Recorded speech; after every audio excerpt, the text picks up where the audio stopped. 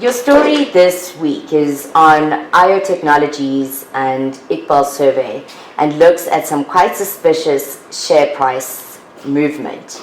Tell us about it. So we looked at a 3-month period that stretched between 19 October last year and 19 January this year. What you see if you bother to look at the share price is that last year it was more or less just going down. Then suddenly it plateaus straight before collapsing completely, as it did early this year. Now this is 19 October and this is 19 January, and it just so happens that the PIC and IO had a downside protection agreement active precisely for this period. That leads you to kind of draw the obvious conclusion, which is that someone kept the price at that level until they didn't need to. This level was 22 Rand. Evidence at the Party Commission shows us that 22 Rand was precisely the level it had to be at to not trigger the agreement. So, and what can we say? Someone was trying to not trigger the agreement.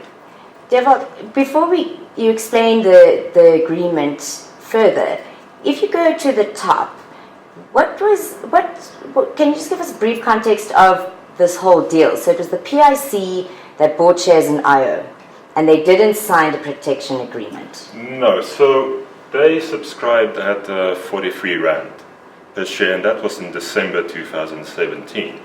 So what we've learned subsequently is that Dan Machila, CEO of the PIC, basically approved that investment before any conditions had been set. And one of those conditions was supposed to be an agreement of this nature. So that was never in place. It was supposed to be put in place somewhere in the previous year. A draft version of the agreement was leaked and circulated in the media. It was very different from this one.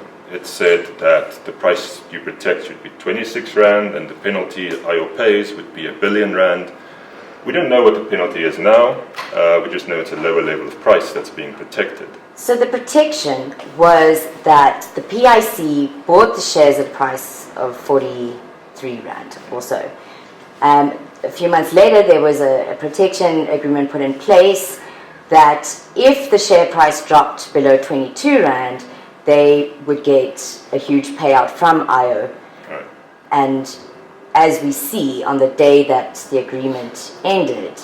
Yeah, it's literally the day. This is 19 January, the day it ended, the share tanked. Again, it's incredibly suspicious for a share that's basically plateaued to on a single day suddenly reverse like that.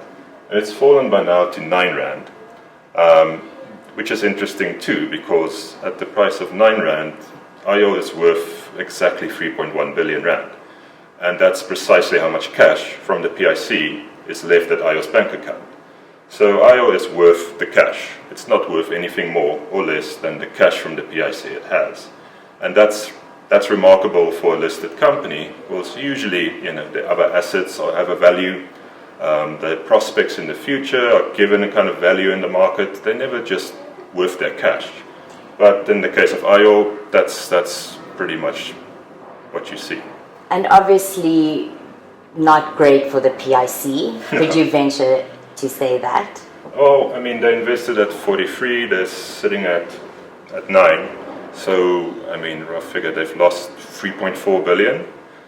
Well, they've lost that if they, for some reason, sold at 9 Rand, but they're just holding on to those shares in the hope that something happens. And they also have instituted, a case to reclaim the entire 4.3 billion. That's in the Western Cape High Court now. That's also a problem because IO doesn't have that much money. So we'll see how that pans out, but unless it wins that case, the PIC has lost at least 3.4 billion Rand.